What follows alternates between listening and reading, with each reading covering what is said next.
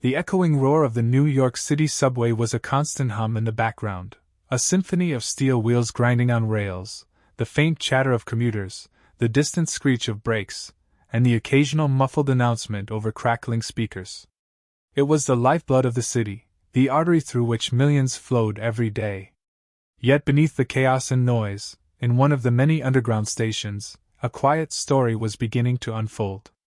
Near the edge of the platform, under the flickering fluorescent lights, a young man sat cross-legged, his posture worn but resolute. His guitar rested gently on his lap, strings weathered and scuffed from years of use. Every note he played was more than just music, it was a message, a plea, a hope for a better tomorrow. Ethan Marshall was barely 19. His brown hair was tousled, his face pale but animated by passion. His eyes, large and earnest, held a spark of determination despite the shadows of exhaustion etched deep around them. Each day after school, he made his way to the subway to perform, not for fame or fortune, but to gather enough money to pay for his mother's medical bills. His mother, Linda, was his entire world. Diagnosed with a chronic illness that had rapidly worsened over the last year, she was hospitalized frequently, fighting a battle that Ethan couldn't fully understand but felt deeply. The hospital rooms were cold and sterile, filled with machines and whispered conversations between doctors. Ethan's father had long since disappeared from their lives, leaving them to navigate the hardships alone. Ethan's music was his escape and his weapon, a way to face the unrelenting weight of their reality. The guitar case, worn and patched with tape, lay open in front of him. Inside were a handful of bills and coins, small offerings from strangers who paused long enough to listen. But the money was never enough. Hospital bills piled higher, and every day brought new worries. Across the platform, Marcus Jenkins leaned against a rusted metal pillar, hands stained with grease and dirt from a long shift at the local auto shop. Marcus was a man in his mid-30s, tall and lean, with dark skin that told stories of ancestry and struggle. His deep brown eyes scanned the platform absently, but then settled on Ethan. Marcus had seen hard times, too many to count. Growing up in a neighborhood where opportunities were scarce, he had learned early on to carry the weight of the world with quiet strength. Life had tested him with unfair judgments, racial biases, and broken promises, but Marcus never let bitterness consume him. Instead, he chose kindness and resilience. As Marcus watched Ethan play, he felt a familiar ache, the ache of dreams deferred, of battles fought silently beneath the surface. There was something raw and real in the young man's music, something that stirred a long-buried hope in Marcus's chest. He reached into his pocket and pulled out a crisp $10 bill, folded carefully between his fingers. The subway platform was crowded, and the faces around him were a blur, some indifferent, some hurried, some skeptical. Yet Marcus felt a quiet certainty as he stepped closer to Ethan and dropped the bill into the guitar case. Ethan's fingers faltered on the strings. He looked up, eyes wide with surprise, then gratitude. For a moment, their gazes met. Marcus gave a small nod before stepping back into the crowd. That simple act of generosity was unnoticed by many, but not by all. Nearby, a middle-aged woman paused, clutching her grocery bags tighter, her lips curving into a soft smile. A young man wearing headphones stopped mid-step, the music momentarily forgotten as his eyes flicked to the guitar case.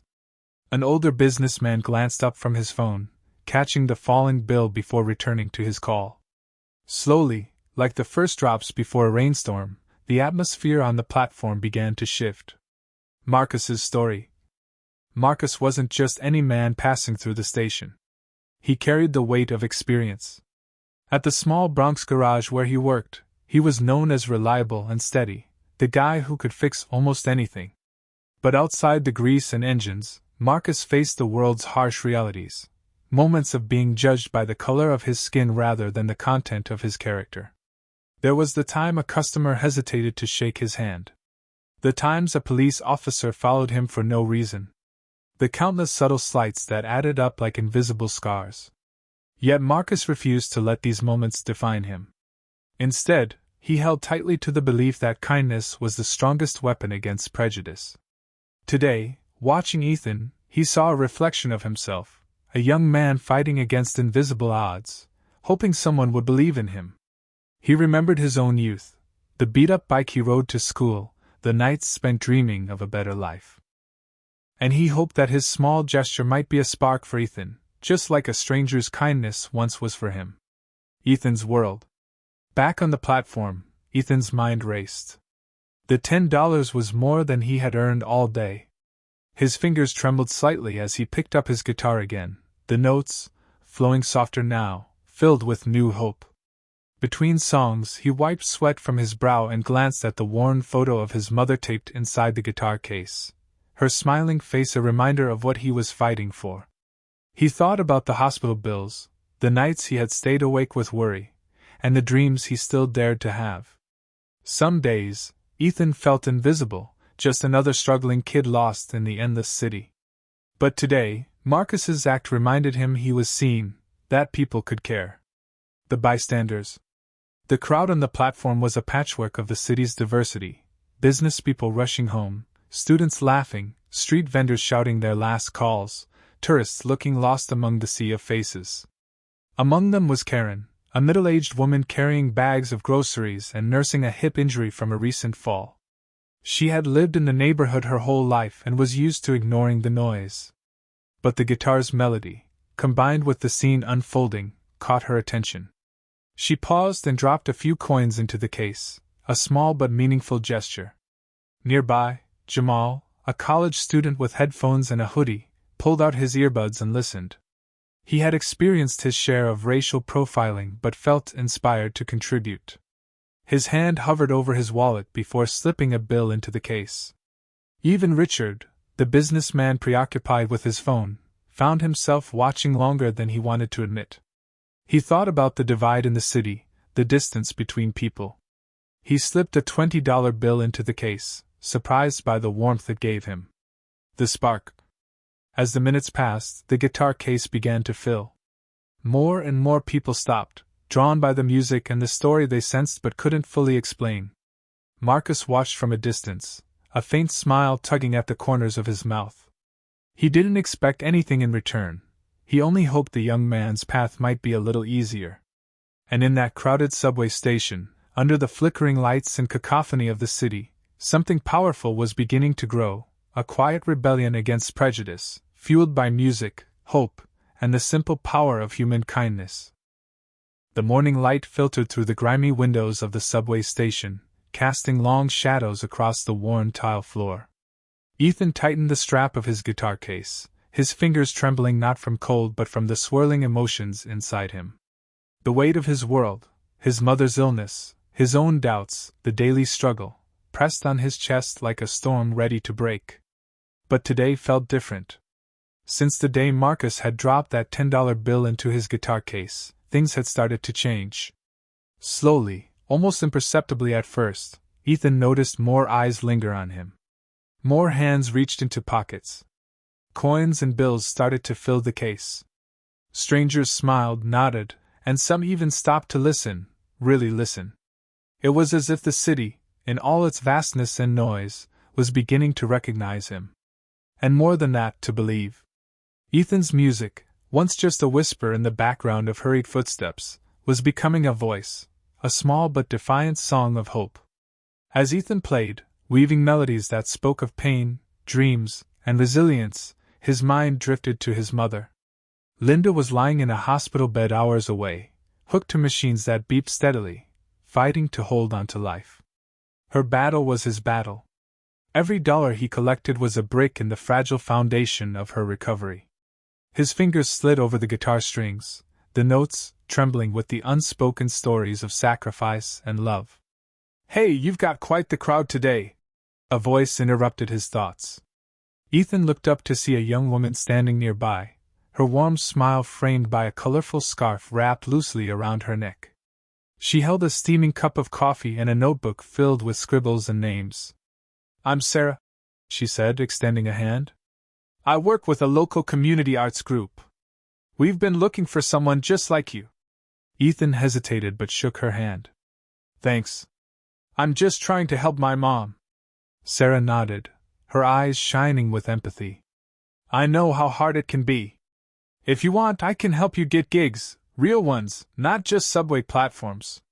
For the first time in months, Ethan felt a flicker of possibility, a light beyond the endless tunnel of struggle. Meanwhile, Marcus was back at the garage, wiping sweat from his brow after a long day of fixing cars. The grease under his fingernails reminded him of the life he'd built, but his thoughts kept drifting back to the young man on the subway. His sister Tanya, a passionate social worker, stopped by the garage that evening. Over cups of black coffee and the smell of motor oil, Marcus shared the story. "That kid's got something special," Tanya said, eyes bright with determination. "We should get him connected to some of the youth programs I work with. They help kids like him get scholarships, lessons, even medical support." Marcus nodded. "He deserves a shot. I'm tired of seeing good people struggle because of circumstances out of their control." Together they began reaching out to local nonprofits, arts councils, and community centers. Word spread, and soon Ethan's story started to ripple through the city like a quiet wave. But the city wasn't all kindness. One afternoon, as Ethan packed up his guitar after a long set, a group of teenagers sneered and called out, "Hey, busker! What's next? Gonna beg for change on the street?" The word stung, sharp as cold wind. Ethan froze, his heart pounding. He had heard similar jeers before, a bitter reminder of the prejudice still lurking beneath the surface. Just as the teenagers advanced, a tall man stepped forward. His voice was firm but calm. "Leave him alone," the man said, standing between Ethan and the bullies. The group muttered but backed down, disappearing into the crowd. Ethan looked up at the stranger. It was Jamal, a college student who had recently started attending the community center Sarah mentioned. "Thanks," Ethan managed quietly. Jamal smiled. "We've got to watch out for each other." As the days turned to weeks, the guitar case grew heavier, and so did Ethan's hope. The money collected wasn't just charity, it was a lifeline. With it, he managed to pay for his mother's treatments, the medications, the therapy sessions, the little things that made a difference. At the hospital, Linda noticed the change too. She saw the hope in Ethan's eyes, the way he carried himself with new confidence. "You're doing good, baby," she said one afternoon, squeezing his hand weakly. "I'm proud of you." Her words were balm for Ethan's soul, a reminder that his struggle was not in vain. But the story didn't end there. One chilly evening, as Ethan was packing up, Sarah approached with a flyer. "There's a talent showcase next month," she said excitedly. "It's your chance. You'll get real exposure, and maybe some help with your mom's bills." Ethan's heart raced.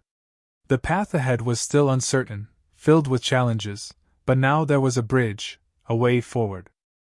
As the subway rumbled beneath their feet, the city's endless pulse beating around them, Ethan knew one thing for sure: he was no longer alone. The city's pulse throbbed steadily beneath Ethan's feet as he walked through the crowded streets. The familiar clatter of the subway echoed through the tunnels above, but tonight felt different, electric, full of possibility. For years, the cold, uncaring gaze of passers-by had been his audience, a background hum to his dreams. But tonight those dreams were about to take center stage. He clutched his guitar case tightly, the worn leather strap digging into his palm as he made his way to the community theater hosting the annual talent showcase. The old building's brick walls stood weathered but proud, a sanctuary where local talent could finally be seen and heard. This was his chance, not just to be another face in the crowd, but to command attention, to make his story heard through strings and song. Backstage, Ethan sat on a creaky wooden bench, the dim light flickering overhead. His breath came uneven, nerves twisting inside his chest like a tangled knot.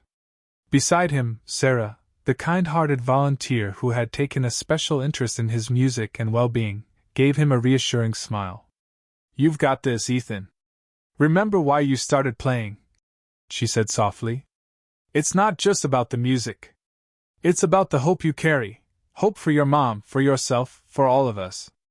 Ethan nodded, feeling the weight of her words settle in. He thought of his mother, lying weak and exhausted at home, the medical bills piling up. He thought of Marcus, the stranger in the subway who had first shown him kindness by slipping a $10 bill into his guitar case. That simple act had ignited a spark in their neighborhood, inspiring others to help in small but meaningful ways. A sudden announcement from the stage manager broke through his reverie. "Ethan James, you're up next." His heart slammed against his ribs as he stood, the guitar case feeling heavier with every step toward the spotlight. The murmurs of the crowd swelled like waves, then fell silent as the lights dimmed. He stepped onto the stage, the spotlight a burning sun focused solely on him. Faces blurred into shadows, but their eyes were bright with expectation. Ethan adjusted the microphone and strummed the opening chords, the rich notes reverberating through the theater. His voice was tentative at first, but as the song unfolded, it grew stronger, more sure. He sang of the subway tunnels where he had spent countless hours playing to indifferent crowds, of the struggle and the pain of watching his mother suffer alone, of the unexpected kindness that had changed everything. The song was more than music, it was a confession, a plea, a beacon. Each lyric carried the weight of his life's hardships and his unyielding hope. The audience was silent, caught in the web of his story. A woman near the front dabbed at her eyes, and others nodded in quiet sympathy. The applause at the end was overwhelming, a tidal wave of sound that lifted Ethan from his doubt. Backstage, Marcus smiled broadly, pride glowing in his eyes. Tanya squeezed his hand, whispering, "This is just the beginning. He's going to make it." But beneath the celebration, Ethan knew the path ahead was not without obstacles. The world outside the theater was still filled with challenges, financial burdens, lingering prejudice, and the relentless pressure to prove himself. Yet as he stepped out into the cool night air, guitar slung over his shoulder, a fierce determination burned within him. The city was no longer just a backdrop to his struggles. It was a canvas, waiting for his music to paint a new future, one note at a time. Ethan's footsteps echoed through the quiet streets as he made his way home, the cool night air wrapping around him like a fragile cloak.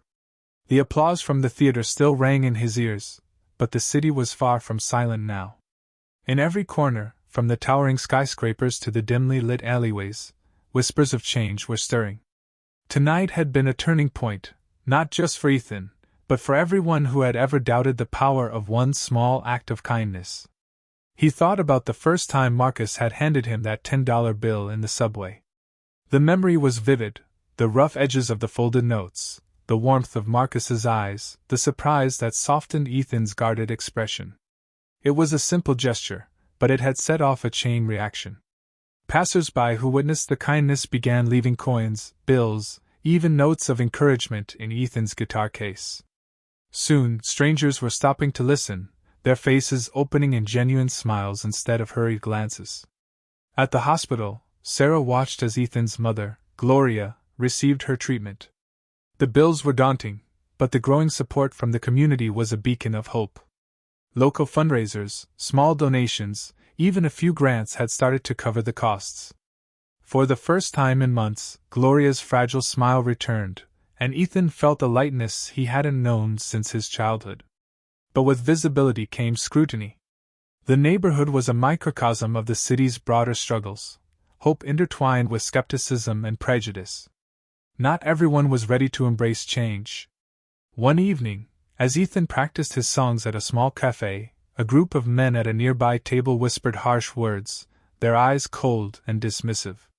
"You think your music's gonna change anything?" one sneered. "The world doesn't care about some kid with a guitar." Ethan's fingers faltered on the strings, his heart pounding. The words stung deeper than any physical blow. But he reminded himself of Sarah's encouragement and Marcus's faith. He squared his shoulders and played on, each note a defiant statement. The community's support deepened when a local journalist, Linda Harper, wrote a heartfelt article about Ethan's journey. The story spread like wildfire across social media and local news. People were inspired by the young man who had turned strangers' kindness into a lifeline for his family. Donations increased, offers for gigs came pouring in, and a local charity reached out to offer additional medical assistance.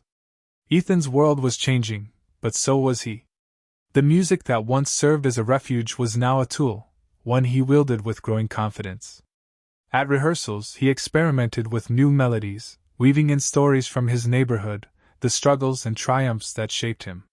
One afternoon, while practicing at the community center, Marcus appeared with a broad smile and a surprise.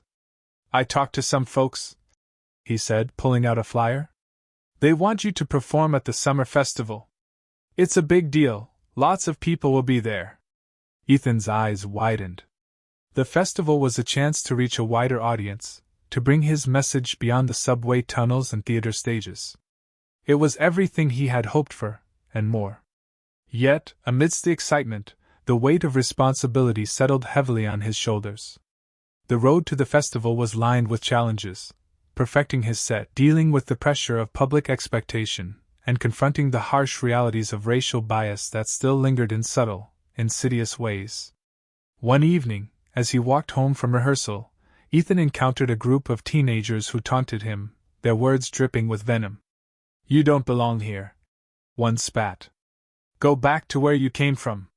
The pain was sharp, but it ignited a fire within Ethan.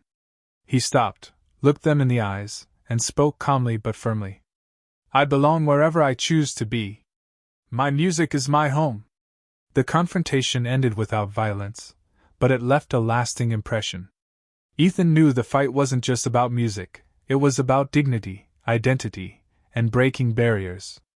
At home, Gloria's condition improved gradually. The treatments were tough, but her spirit was resilient. Every evening, she listened to Ethan's new songs, her eyes shining with pride and hope. Their bond, tested by hardship, grew stronger. The summer festival arrived with a blaze of sunlight and color. Ethan stood backstage, guitar in hand, heart pounding with anticipation. The crowd was vast, a sea of faces from every walk of life. Among them, he spotted Marcus and Sarah, their smiles steadying him. When his name was called, Ethan stepped into the spotlight. The cheers washed over him, but his focus was inward, centering on the journey that had brought him here: the subway's cold tiles, the kindness of strangers, the fight against despair.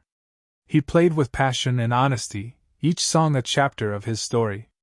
The audience was captivated, their applause thunderous. For Ethan, this was more than a performance.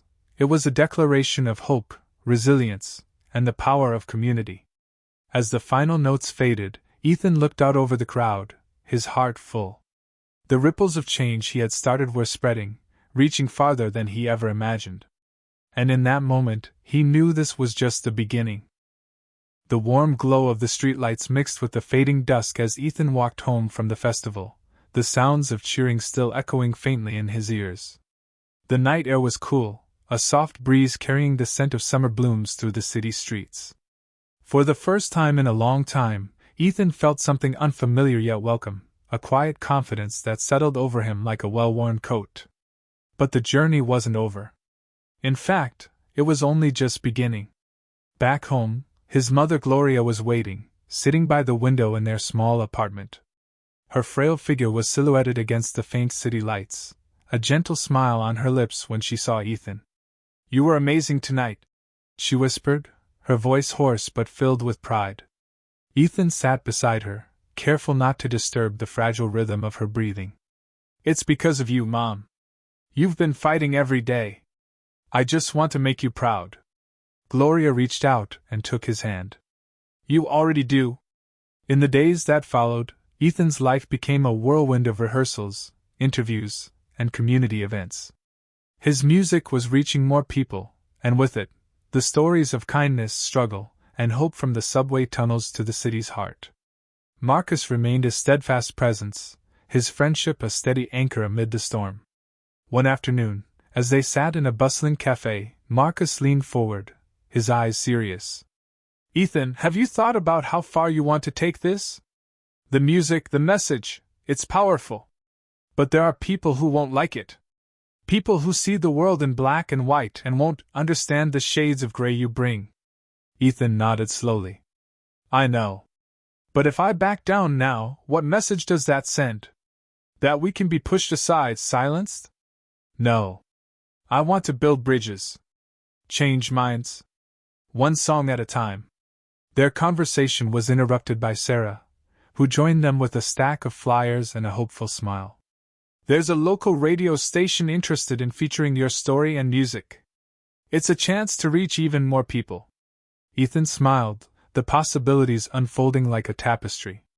But with opportunity came pressure. The spotlight grew brighter, and whispers of jealousy and resentment began to stir in corners of the community less welcoming to change. One evening, after a radio interview, Ethan found a note slipped under his door. The words were harsh and anonymous. "Stay in your place."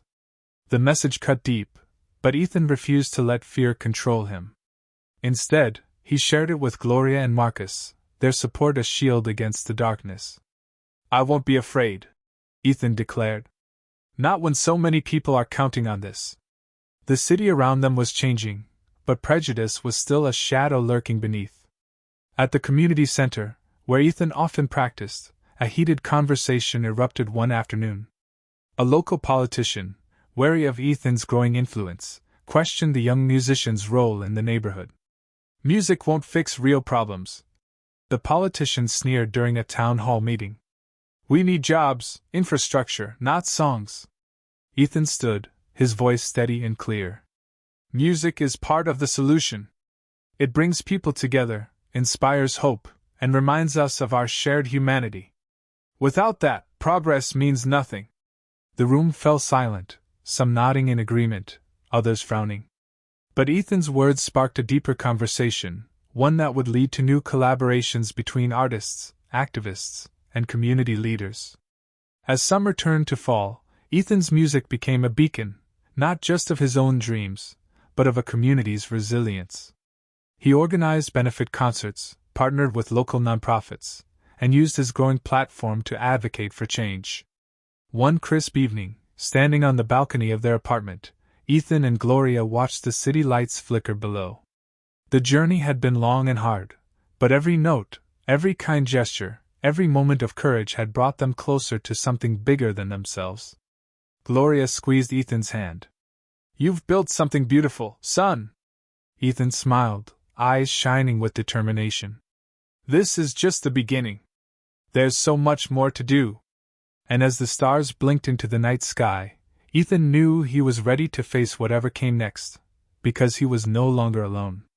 Together, they were rewriting the story of their lives, one melody at a time. The crisp autumn air wrapped the city in a golden embrace as Ethan prepared for one of the most important nights of his young career. Tonight was not just another performance. It was a celebration of a journey marked by hardship, kindness, and the indomitable spirit of community. The small theater buzzed with anticipation as people filled the seats, friends, strangers, and those who had followed Ethan's story from the very beginning. Backstage, Ethan ran his fingers over the worn strings of his guitar, each one a thread woven into the tapestry of his life. His mind drifted to Marcus, the man who had first believed in him when no one else did, who had given him a $10 bill in the cold, noisy subway and ignited a spark that set his world ablaze. Marcus was seated in the front row, his eyes gleaming with pride and unspoken emotion. Beside him sat Sarah, whose unwavering support had been a pillar for Ethan throughout his struggles. Gloria, though frail, had insisted on coming, her presence a testament to the power of love and perseverance. As the lights dimmed, Ethan stepped onto the stage, the spotlight illuminating his determined face. He began to play, the notes soaring through the air, filling the room with a raw, heartfelt melody that told his story, a story of pain, hope, and the extraordinary impact of a single act of kindness. Midway through his set, Ethan paused, his voice steady as he addressed the audience. "This journey began with a simple gesture," he said, glancing toward Marcus. "A kindness that showed me I was not alone. Tonight, I want to give back, not just to one man, but to everyone who believes in the power of community." After the applause, Ethan shared the story of how the donations helped save his mother's life and how the support of strangers became the foundation of his music and mission. The audience was visibly moved, some wiping tears away, others nodding in solidarity. As the final song ended, Ethan invited Marcus to join him on stage.